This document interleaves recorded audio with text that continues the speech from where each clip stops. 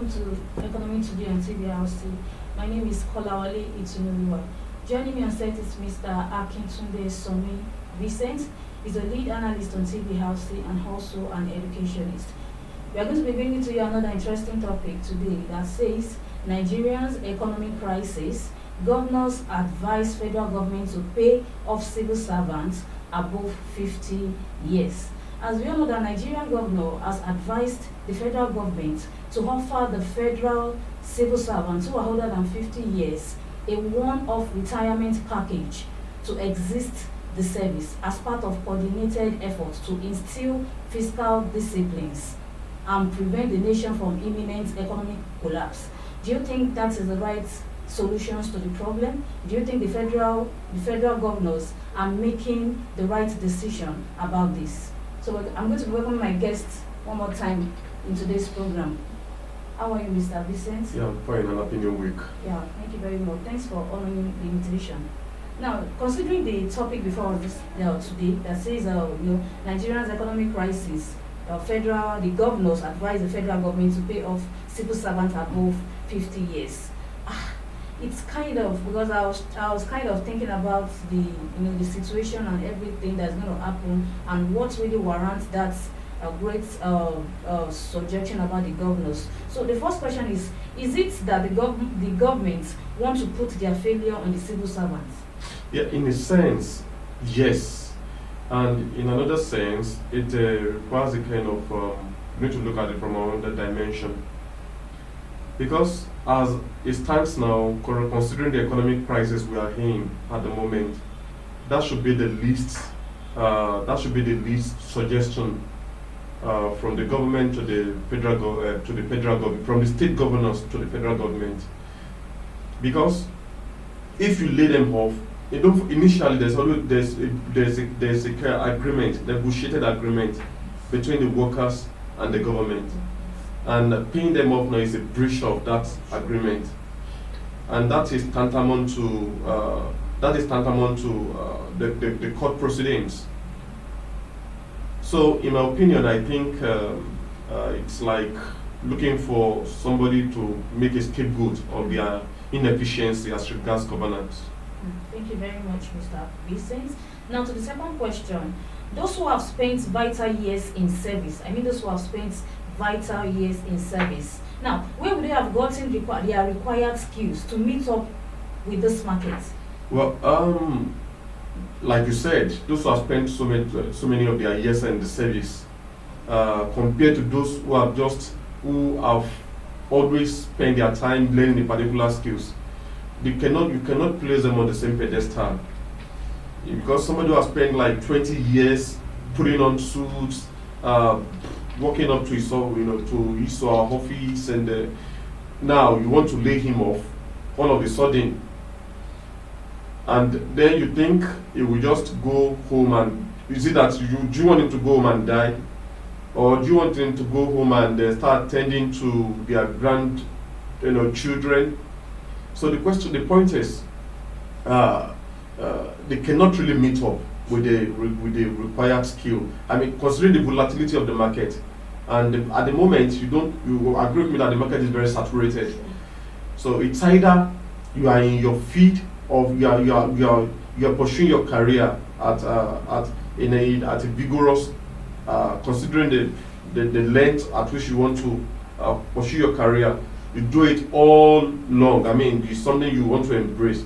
And if it's skills, you also want to be the best at what you're doing. So, but laying a career man off to go and pursue, to start to commence a new adventure, is going to take time before they meet up with whatever they want to do. All right, thank you very much. Now, viewers of Toma, I believe you're enjoying the program. Now, to the third question, Mr. Akintunde, do you think the governments are actually right in the sense, because the experienced workers are going to be affected, those ones that are experienced in their field, they're going to be affected. So what's your take on that? Well, in as much that we need the experience, don't forget that we have a huge number of unemployed graduates.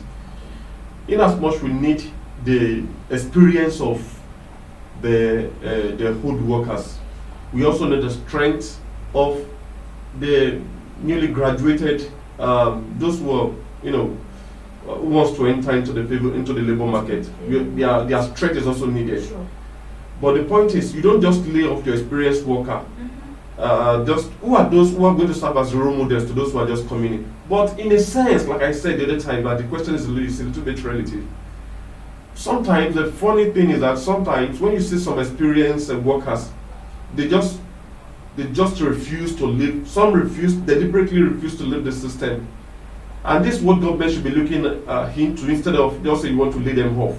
Why not look into those who have the false documents, those with false documents, Sure. those who have lied about their age, All right. those who are not very much ghost, even ghost workers. Sure. That's This true. is what government, in my opinion, I think government should be looking, not just you want to just take away all those who are, what about those who are just who are they going to see as their model?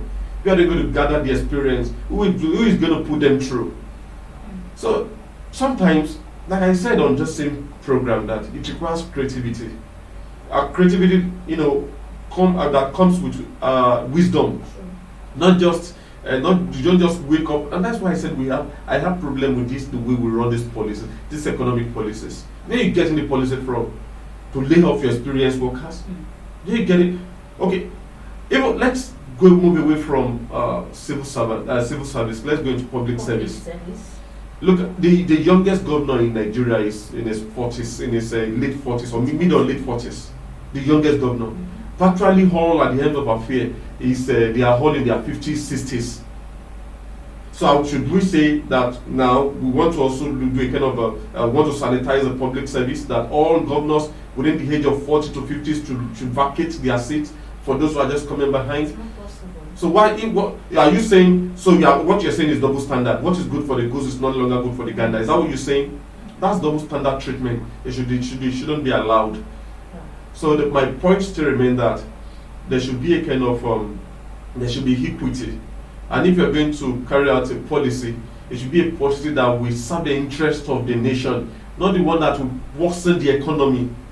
Because if you send them off now, you send 50 years and above, are you going to pay their grant? Are you going to pay their retirement fee immediately? Sure. Or they will go and join the pension, they will go and join the queue of pensioners. Exactly. They should. And if you are going to pay their retirement immediately, They should how make much a do you have in the provision covers? How much do you have in the cover? How much do you have in the covers of in the account of the federation that can cater for something like that? Look at number of 50 years. We'll put them on statistics. So look at how many people you are going to pay a retirement fee. So the point is, government, I don't just know who is advising and who is bringing out, or who is advising the governors, and well, it's the suggestion anyway. Let's see how the president takes it. All right. Thank you very much. Even if the federal government want to accept the offer about this the civil servants to be paid off, they should make a provision for them, as you have said earlier. There should be provision for them, because what are they going to use to cater their family when they are out of the service? Thank you so much, Mr. Akintunde. Now, to my next question. So it's about this. I still want us to talk about this issue of the federal government. The governors advising the federal government, because I actually know that it's an advice from the governors to the president. Yeah. Do you understand? So now, the next question I'm going to ask now, that should federal governments, the president, should he accept this from the governors?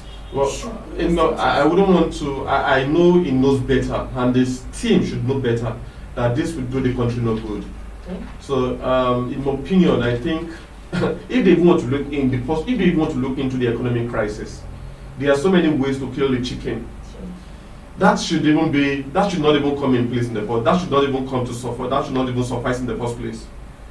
Why not create more jobs? There is one of the ways to cushion to do this economic crisis that we are into today. One of the ways to solve it is to create more jobs. When you create, and say it's not just about creating jobs for the fun of it. You create job that can sustain itself. If it's going to be you want to create a shoe factory, The point is, what is the visibility of that shoe factory solving its own particular needs at the point in time, in the long run, sorry. In the long run. Because if you create a job that will be a kind of a burden on the government, then it's a mere waste of time.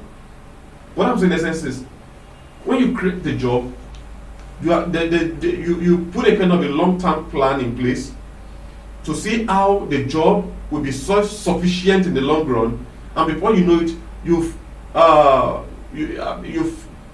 solved one of the economic challenges. One of the economic challenges, and just don't forget it. If jobs are created virtually everywhere in the country, we have arable lands, we have fertile lands. In the agricultural sector, jobs could be created. Entertainment industry job could be created. In mineral resources job could be created. In iron and steel job could be created. Even in the educational industry, if government they are creative enough, that's a sector, they are self-sufficient. Do you know that they have what we call cooperative societies in virtually all the universities? We have universities that have their own cow, where they have animal productions. They have cows, they have animals. You know, the animals, they go into animal boundary. They will have their bakeries. They have their bakeries. They have pure water factory. Sachet water factory. Sorry. So what I'm saying in essence is, government need to come up with modalities. They need to come up with a very strong policy that would, they need to create jobs that will be self-sufficient in the long run. All right, thank you so much, Mr. Akintunde Vincent. Before we draw the curtain for today's program, I would like to ask him one more question, and I believe viewers at home you are enjoying the program. Now, Mr. Akintunde, the last question is, do you think the government seems clueless about the economic crisis, and what can they do? What should they do? Well, like I said, they are a little bit, I wouldn't say they are clueless, because, but sometimes we just have to call a spade a spade. Perhaps they are, okay, let me use the word clueless. I wouldn't want to use the word delusional, because it's not, okay. The government at the moment seems, they seem not getting it right. And that's why I asked this question, that we need to know the economic advising team. Advising them. At the level of the federal, and maybe at the level of the Nigerian Governors Forum. Sure. Who are those advising the governors? Why would you want to come out with something of this nature that people should be lead of? No, it's not possible. So it's not really making any sense. Sure. Because you need the strength of the youth. You also need the experience of those that are old. Sure. The two, they move hand in hand, they move Probably hand in together. hand. Sure. They are intertwined, Sure. they are entangled. Mm-hmm. So, in my opinion, I think at the moment, I don't know of tomorrow, but at the moment, I think the government seems clueless. They seem not to understand what they are doing at the moment. All right, thank you so much, Mr. Akintunde Vincent. Our viewers at home, I believe you enjoyed the program for today on our topic. I believe you enjoyed the program. So I still remain your presenter, Kolawole Itunuwa. See you next time. Bye.